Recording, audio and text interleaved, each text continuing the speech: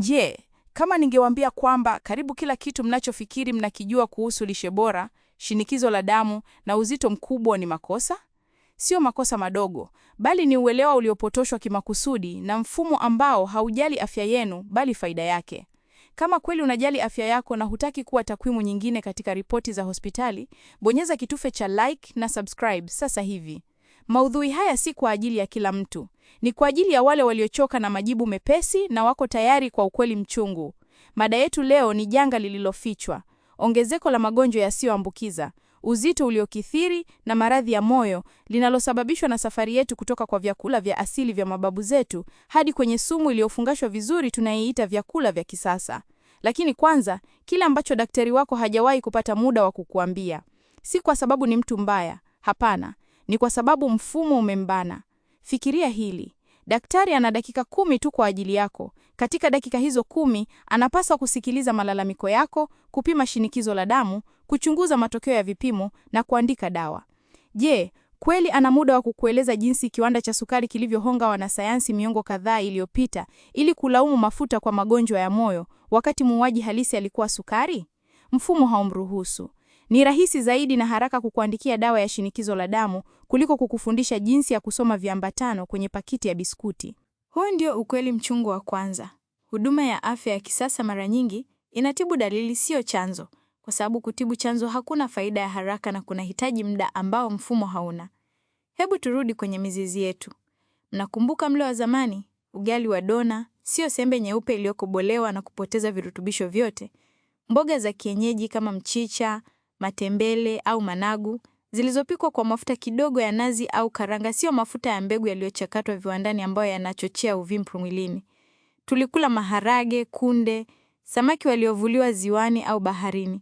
Vyakula hivyo viliujenga mwili. Vyakula vya leo vinabomoa. Sasa, tazama kosa kubwa ambalo wengi wenu mnalifanya kila siku. Mnaamka asubuhi na badala ya chai ya rangi yenye tangawizi na mdalasini, mnakunywa juisi ya matunda ya kwenye pakiti. Mnafikiri ni afya, sivyo? Neno matunda limeandikwa kwa herufi kubwa. Ukweli ni upi? Juisi nyingi za pakiti ni maji ya sukari tu. Nyuzi zote muhimu zimeondolewa. Unapokunywa glasi moja ni sawa na kumimina vijiko 10 vya sukari moja kwa moja kwenye mishipa yako ya damu. Mwili wako unapata mshtuko. Kongosho lako linafanya kazi kupita kiasi likijaribu kutoa homoni ya insulini ili kudhibiti sukari hiyo. Unapofanya hivi kila siku, kwa miaka seli zako zinachoka na kuacha kuitikia insulini. Hii inaitwa usugu wa insulini. Hatua ya kwanza kuelekea ugonjwa wa kisukari cha aina ya pili, uharibifu wa mishipa ya damu na shinikizo la damu. Andikeni kwenye maoni. Je, daktari wako aliwahi kukuambia kuwa juisi ya paketi inaweza kuwa hatari kwa moyo wako kuliko kula kipande cha nyama ya mafuta? Kubadilisha miongo kadhaa ya mazoea si rahisi. Inahitaji mwongozo sahihi, sio tu kauli mbiu za kula kwa afya. Bonyeza kiunganishi kwenye maelezo ya video na ujiandikishe kwa mashauriano ya bure. Hapa ndipo tunapoweza kuzungumza kwa kina kuhusu hali yako binafsi. Jisajili sasa wakati hii bado inapatikana, kwa sababu habari kama hii haipendwi na wale wanaotengeneza faida kutokana na magonjwa yenu. Sasa, hebu tuzungumzie kosa la pili ambalo ni baya zaidi. Wengi wenu mmeambiwa kuepuka mafuta.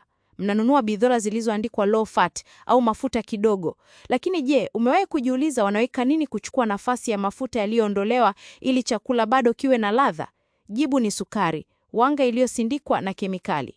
Unakula mkate mweupe laini, chapati za paketi au biskuti za chai ukidhani ni salama kwa sababu hazina mafuta mengi. Ukweli ni kwamba mwili wako unageuza wanga huo wote kuwa sukari haraka sana. Kwa mwili wako hakuna tofauti kubwa kati ya kula vipande viwili vya mkate mweupe na kula vijiko kadhaa vya sukari. Mmekuwa mkifanya hivi bila kujua kwa miaka mingapi. Hii ndio sababu tunahitaji jumuiya ya watu wasioamini mfumo kibubusa. Jisajili na uwe sehemu ya mjadala huu muhimu. Fikiria insulin kama ufunguo unaofungua milango ya seli zako ili kuruhusu sukari nishati iingie. Unapokula vyakula vilivyosindikwa kila mara, unalazimisha mwili kutoa funguo nyingi mno kila wakati. Baada ya muda, kufuli za milango hiyo, vipokezi vya seli, zinaharibika kwa matumizi ya kupita kiasi. Hazifunguki vizuri tena. Matokeo, sukari inashindwa kuingia kwenye seli na inabaki ikizurura kwenye damu yako. Sukari hii kwenye damu ni kama asidi. Inaharibu taratibu kuta za ndani za mishipa yako ya damu na kusababisha uvimbe sugu. Uvimbe huu ndio chanzo halisi cha magonjwa ya moyo. Mwili wako, katika kujaribu kuziba majeraha hayo madogo, unaleta kolesteroli. Mfumo unakwambia kolesteroli ndio adui na kukupa dawa za kuishusha. Lakini je, umewahi kujiuliza kwa nini kolesteroli iko pale kwanza? Ni kama kulaumu zimamoto kwa kuwepo kwenye eneo la moto. Kolesteroli ni dalili, si chanzo cha tatizo. Chanzo ni uvimbe unaosababishwa na lishe duni, hasa sukari, na vyakula vilivyosindikwa kupita kiasi. Hii ni siri ambayo tasnia ya dawa na vyakula haitaki uijue, kwa sababu kuelewa hili kunakupa wewe nguvu ya kujiponya na kuwaondoa wao kwenye biashara. Sasa, tuingia kiini hasa cha tatizo. Hii si bahati mbaya. Si kwamba miili yenu imeamua kuwasaliti ghafla. Hapana, huu ni mpango ulioratibiwa vizuri, sio na watu wabaya, bali na mfumo usiojali. Mfumo wa kibiashara unaotengeneza vyakula hivi vilivyosindikwa kupita kiasi, unajua siri moja kubwa: ubongo wa binadamu. Wanajua jinsi ya kutengeneza mchanganyiko kamili wa sukari, mafuta mabaya na chumvi nyingi ili kuufanya ubongo wako useme nataka zaidi. Ni kama uraibu. Kila unapotafuna biskuti tamu au kinywaji cha kaboni, unawasha kituo cha raha kwenye ubongo wako, kile kinachowashwa na vitu vingine vya kulevya. Baada ya muda, ubongo wako unahitaji kichocheo hicho zaidi na zaidi ili kupata raha ile ile. Hivyo ndivyo unavyojikuta ukishindwa kuacha hata ukijua vinakudhuru. Na hapa ndipo ukweli mchungu unaingia. Mfumo wa matibabu unajua hili. Lakini je, ni rahisi kwa daktari kukueleza haya yote kwa dakika 10 alizopewa? Au ni rahisi zaidi kukuandikia dawa ya kushusha shinikizo la damu na kukuambia urudi baada ya miezi 3?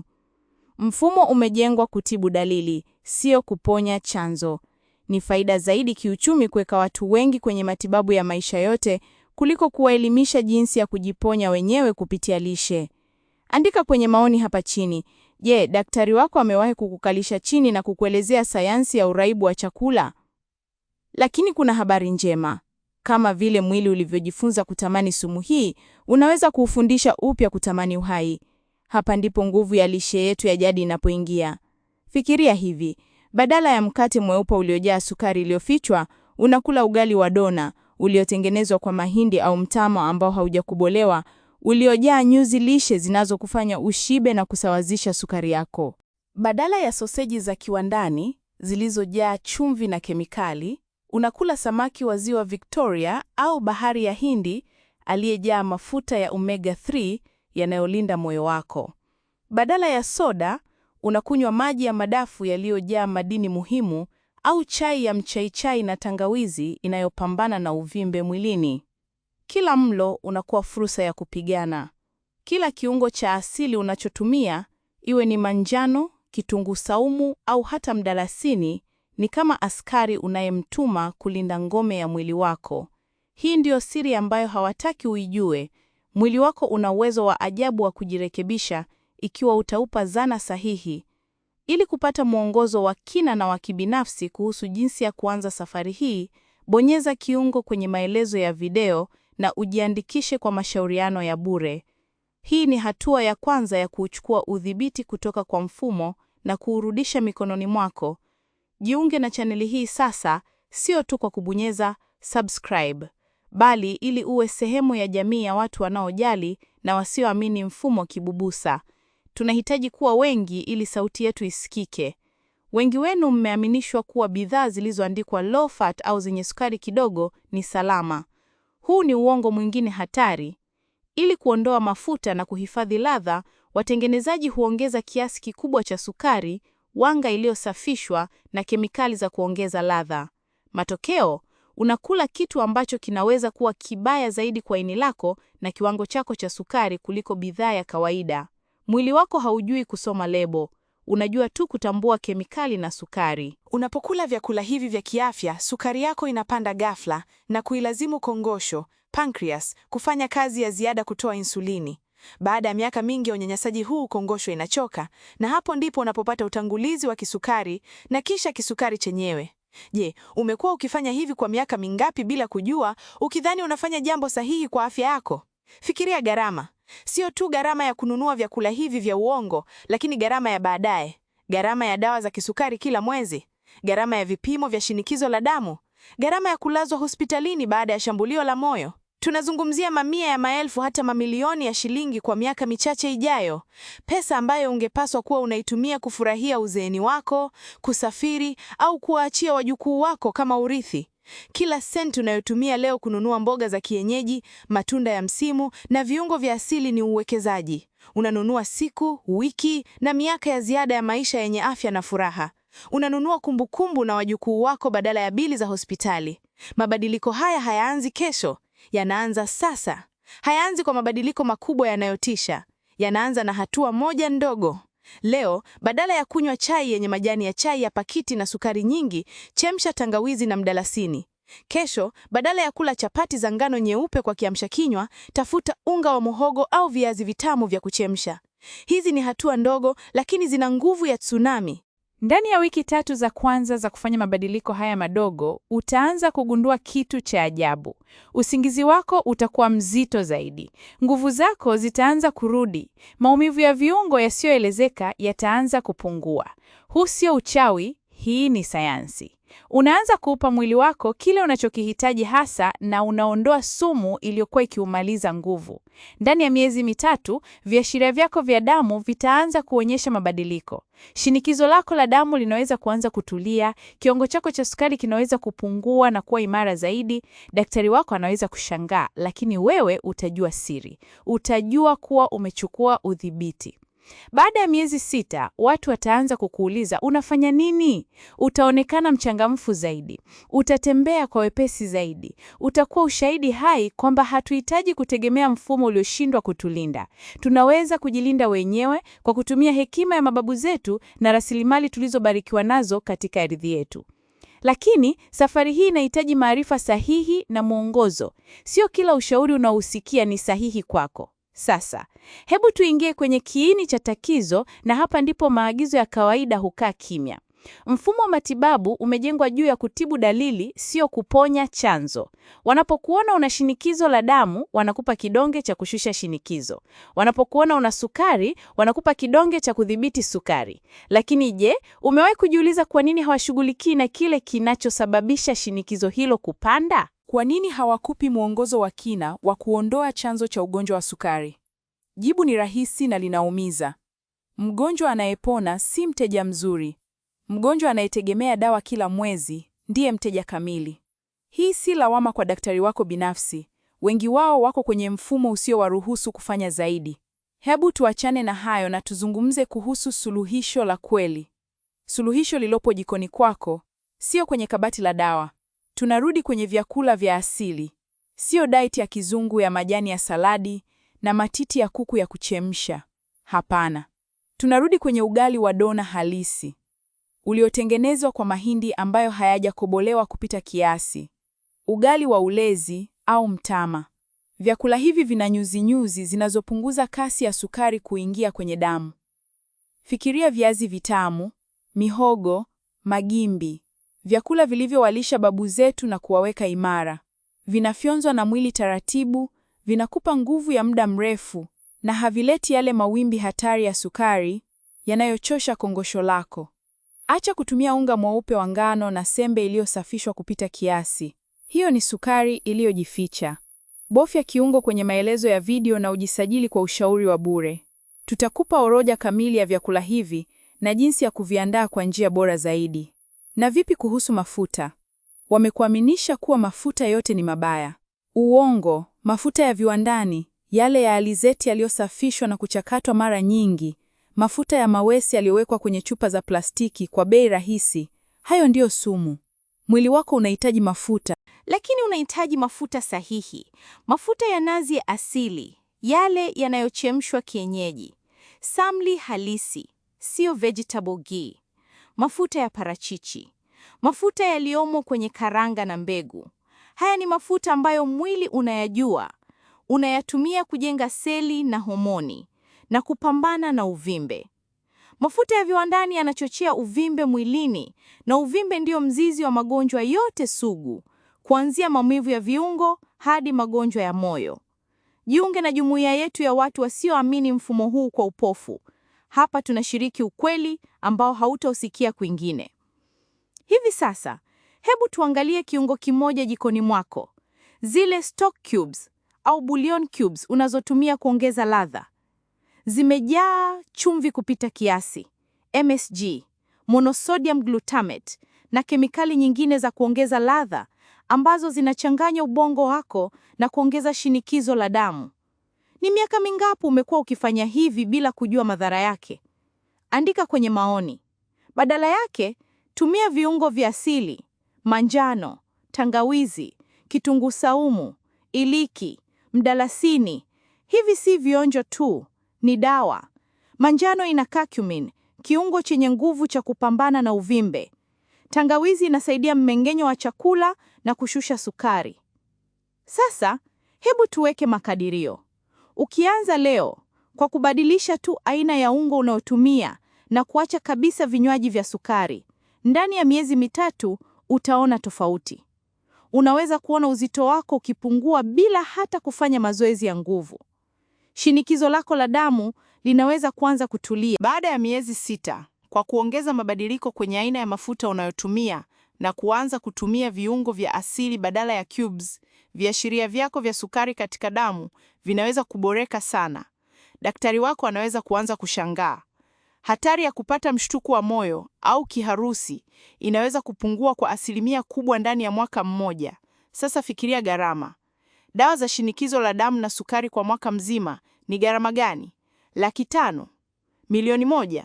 Pesa hizo, badala ya kuzipeleka kwenye maduka ya dawa na hospitali, ungekuwa unazitumia kwa mambo yako au hata kuwaachia wajukuu wako kama urithi wa maana kwa ajili ya elimu yao.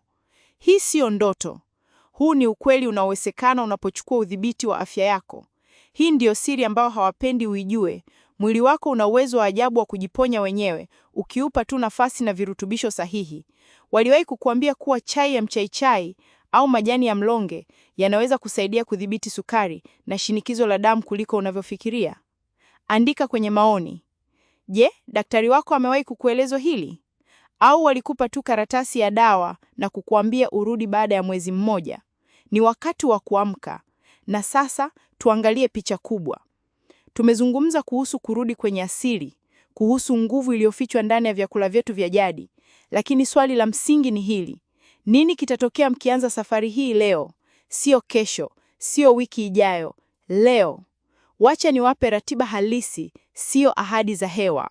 Ndani ya miezi 3 ya kwanza ya kubadili mfumo wenu wa maisha na kuacha sumu hizi za kisasa, mtaanza kuona mabadiliko.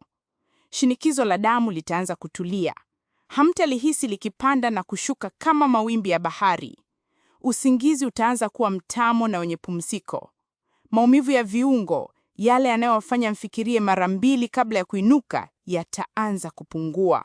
Hii sio miujiza, ni sayansi ya mwili ukijiponya wenyewe unapopewa fursa. Baada ya miezi 6, mabadiliko yanakuwa dhahiri zaidi. Daktari wenu, yule yule aliyekuwa akiongeza dozi za dawa kila mwezi, ataanza kushangaa. Viwango vya sukari kwenye damu vitakuwa na nidhamu zaidi. Nguvu mwilini itaongezeka. Ile hali ya uchovu wa kila mara itaanza kutoweka. Mtaweza kutembea umbali mrefu zaidi, kucheza na wajukuu wenu bila kuishiwa pumzi. Watu wataanza kuwauliza siri yenu ni nini. Na katika mwaka mmoja, hapa ndipo tunapozungumzia ushindi wa kweli. Hatari yenu ya kupata mshtuko wa moyo au kiharusi itapungua kwa kiasi kikubwa sana. Baadhi yenu, kwa usimamizi wa daktari, huenda wakaona dozi za dawa zao zikipunguzwa. Mwili wenu utakuwa umepata tena uwezo wake wa asili wa kujisimamia. Hii ndiyo maana halisi ya kinga, neno ambalo mfumo umelitumia vibaya na kulifanya lionekane kama halina maana. Kinga ya kweli inajengwa jikoni, sio kwenye kiwanda cha dawa. Sasa, tufanye hesabu ndogo ya kihisia na kifedha. Fikiria gharama ya dawa za shinikizo la damu, kisukari na lehemu kwa mwaka mzima. Ni kiasi gani? Shilingi 500,000? Milioni 1? Zaidi? Sasa fikiria pesa hizo. Hizo ni pesa ambazo mngeweza kutumia kumsomesha mjukuu, kuanzisha mradi mdogo wa kuku, au hata kujenga choo bora zaidi nyumbani. Kila mwezi mnaponunua dawa hizi, mnagharamia matokeo ya tatizo, sio kutatua chanzo chake. Ni kama kuendelea kuzibua paa linalovuja badala ya kulirekebisha moja kwa moja. Hii si habari ya kuokoa pesa tu, ni habari ya kurudisha heshima na mamlaka yenu.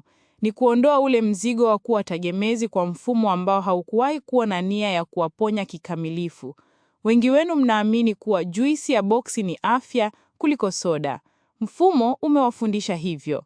Lakini je, umewahi kuisoma lebo? Kiasi cha sukari kilichoongezwa ndani yake mara nyingi ni sawa na au hata zaidi ya kile kilicho kwenye soda. Ni sukari iliyofichwa kwenye sura ya afya. Andikeni kwenye maoni, kwa miaka mingapi mmekuwa mkifanya hivi na kunywa vinywaji hivi mkidhani mnajitendea haki? Hii ndiyo aina ya ukweli mchungu ambao hautawahi kuambiwa kwenye tangazo la televisheni. Mfumo wa afya hauna muda wa kukufundisha haya yote kwa undani. Hauna rasilimali za kutosha.